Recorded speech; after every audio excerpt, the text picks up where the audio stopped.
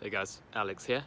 Let's talk about the things that we can do to move past social fear, social phobia, social anxiety, or any hint of the nervousness brought on by a perceived sense of rejection from other people, by being around other people. It's the worry we feel in our bodies, we feel in our beating hearts, that is associated with interacting with human beings.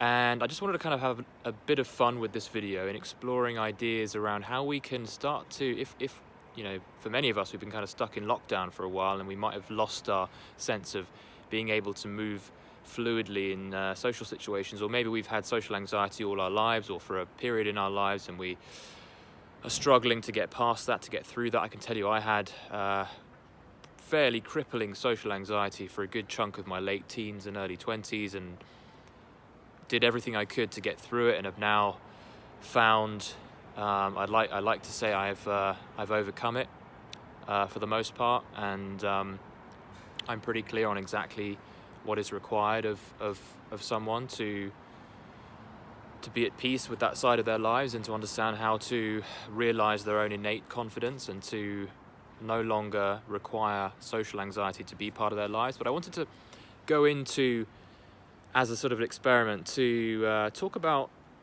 what we can do without even interacting with anyone. And I know this probably goes against a lot of people's views on how to overcome social anxiety. A lot of people would say, oh, we need to interact with people, we need to just dive in, we need to step into the fray and actually interact with a human being in order to get better at doing this kind of stuff and to feel more at ease. What I would say is that yes, that's absolutely true, but I think there is absolutely value in looking at the steps preceding that, looking at what happens before we actually get in front of someone. And for those of us who are really in our heads about it and really affected by the idea of interacting with someone and really feel nervous at the idea, then some of these ideas might be useful for you. And it might also be useful for some of you who are not that anxious, but they want to try something interesting, try something different, polish some of their skills, speaking skills, even social skills. I believe we can polish our social skills, and we can make ground in realizing our social confidence without even speaking to a human being. So the first thing to do, in my suggestion, is it's really to play around with your understanding of how thoughts work. This, for me, is at the root of all of it. This is really at the root of why there is suffering, why there is anxiety. It's a misinterpretation of how our own minds work. And so by starting here, we don't even need to be in a room with anyone else to realize how powerful we are, how non-anxious we are innately, how confident we already are, and how the mind actually works to support us rather than work against us. And this has been one of the big game changers for me, the thing that I have learned that has changed so much for me, not only in anxiety but in every other aspect of life. It's just simply understanding our minds in a clearer, more rational way. And so to really put that in a nutshell, it is in understanding, this is what's really helped me, it's understanding that the things around us, the people in our lives, the stimuli around us, the people, for example, this lady walking behind me now, and the butterflies that brings me, there's a little kick of anxiety that comes with me holding up my phone in public like this and having someone potentially judge me. We think, this is the error that we make, we think that our anxiety, our feeling of resistance, our blocked sense comes from those people. We think that our circumstances, we think that the things happening around us in our realities are affecting our anxiety, our behavior, our sense of joy. But it's not true. It is our interpretation that is doing it. It is our thinking on what's happening that is affecting our behavior, that is affecting our anxiety. So we're effectively anxious because of the thoughts that are running in our minds. It takes some contemplation, it takes really getting clear on it in our minds, really understanding that dynamic to start releasing the shackles that come with misinterpreting the mind. realize that the world and reality work from an inside-out perspective. You are creating a reality. You are creating your anxiety. You are misinterpreting energy and excitement as anxiety as well. It's how we label things that can cause complication as well. And the joy in all this is that you don't have anything to fix.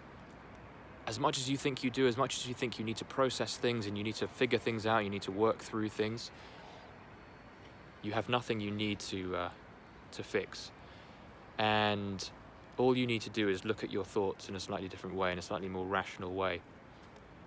And it's really just down to that. It's about understanding. It's about shifting your understanding. As soon as you understand something differently, your whole belief system will fall apart.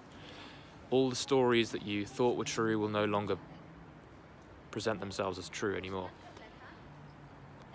So realize that the things happening outside us, the people that we meet, the interactions that we have, are not causing our anxiety. And that means that we have the ability to let go of those thoughts that create struggle and suffering, and we can just let them float by, and we can just get back to what we're doing and be back in the present. And that alone, that understanding, will help make us feel better. It'll help us release that tension. We can breathe through it. Breath is another thing. What else can we do without actually even interacting with anyone to improve this anxiety, to realize it's not even there in the first place? So the first thing is understanding. The first thing is realizing how thoughts work. And of course, I'll go into a lot more detail on this in other videos, in some of my courses, in my events, whatever it is. Make sure that you're staying posted on what I do and what I share to hear more about this in depth, because a lot of this stuff works. A lot of this stuff really sinks in when there's repetition behind it, when there's accumulation of these ideas. We need to really absorb it. So looking at things in a different way is one thing. Breathing is another really, really, really crucial element of managing anxiety. And what you'll find is when you look back over your life, and you've probably got all these memories stored associated with really traumatic moments. And what you'll find is that when something similar to those traumatic moments happens in your reality, in your presence, in your right now, whether it be maybe someone hurling abuse at you or something, you're kind of reminded of your youth or something horrible like that, what you'll do is you'll stop breathing. You'll hold your breath and you'll start breathing shallow. Or maybe you're anticipating a party that you're nervous about, and you start to breathe quickly, and you don't even realize that you're holding your breath a lot. Like, you're kind of stiffing yourself up and you're kind of stiff.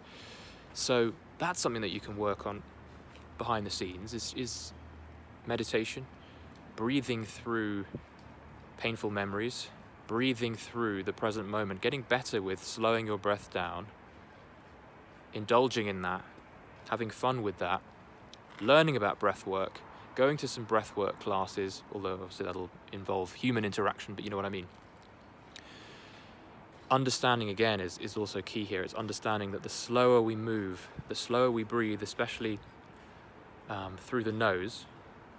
Mouth breathing is also a very direct cause of discomfort and anxiety, in that it exasperates a feeling of unease in our bodies, which then emphasizes the thinking we have, and it sort of spirals out of control. Slowing down breath, breathing through the nose, understanding how we hold our breaths when we're fearful. And when you are able to pull yourself together and have the courage to step into something uncomfortable, breathe through it, and you'll find that all those kind of, that sense of accumulated trauma, that sense of accumulated tightness actually starts to unlatch. Gosh, I'm running out of time here. The other thing I wanted to note before I get to too far over 10 minutes is make use of all this technology, like the thing I'm holding right now, this phone. Make use of this stuff before stepping into a really seemingly intense social situation. Of course, they're not intense. We make it so in our heads. But if you're looking to kind of take steps and to create some momentum, if you're feeling particularly nervous around people, you can do this before you take the next level. And that's to start recording yourself on things like videos and podcasts and IGTV videos, and even have a game of it and start small and kind of build yourself up, so you can use things like Instagram stories, not as a source of endless addiction and social media absorption, but you can use these tools in a positive way. And I found it very useful personally to actually get better at speaking, to get more confident speaking on camera. Do a 10-second clip of you just describing something on an Instagram story or a Snapchat story, or get on an IGTV video and talk for 3 minutes on something that you love, or talk for 10 minutes, and sort of gradually amp up the amount of time that you spend speaking on video. Maybe you want to start with just audio, that's cool as well. Like create your own desensitization program where you start small and you talk for 5 seconds, then you talk for 10 seconds, because knowing that you're able to talk intuitively without thinking too much, and without that pressure that comes with wanting to do a really good job of everything, and just being able to speak and to play the video back and to watch yourself actually functioning okay, like getting through it and doing a good job, you'll start to develop confidence. And that is the confidence that you can bring over into other areas of life. So when you find yourself speaking with someone face to face, if previously you found that very difficult, you'll find that recording videos of yourself speaking on a topic, you're going to feel much more at ease socially, because you know that you have put in the reps, you have done, you have practiced speaking, and you realize that you're already a good speaker from the heart, from the soul. So that's what I got for you today. I might even come up with some other ideas for other videos, but those are some ways that you can overcome the sense of social anxiety. I say sense because social anxiety isn't really a thing, it's something that we create for ourselves. Those are some ways we can start creating momentum in our lives again. Don't let this completely cloud you, and don't allow yourself to be overcome by these worries and these thoughts, because that's no way to live. You want to make sure that you have that freedom and you have the ability to go out and assertively make yourself heard, make yourself seen in the world. And I've got to tell you this before we close off: if you're feeling socially anxious, if you have social anxiety, if you've had it in the past, be happy. It's a sign that you take human connection very seriously. You respect connection, you want connection, you like other people. You are not a psycho. Psychos can't have social anxiety because they don't care. You actually do care, and that's a very healthy sign. So enjoy that, revel in the humanity of that. Realize that you are you're a human being, and you have a care for how you come across to other people, and you care for others, and this is all very healthy, and this is all something that you want to be working with, and you want to build on this foundation of wanting to connect, and you take it seriously. You have a passion for it. I realized this later in life, after I had spent many years anxious, is that I actually realized that the reason I was getting anxious is because I really cared. Like, I wanted to connect, I loved to connect, I wanted to express myself with others, and I've since turned that into my career now. I teach people and I coach people and I work with people, and it's great. I'm so glad I went down that route. So that's just something to keep in mind. Sending you regards and support. If you've got questions, let me know down below. Subscribe, do like this video, and let me know if you've got any ideas for future videos.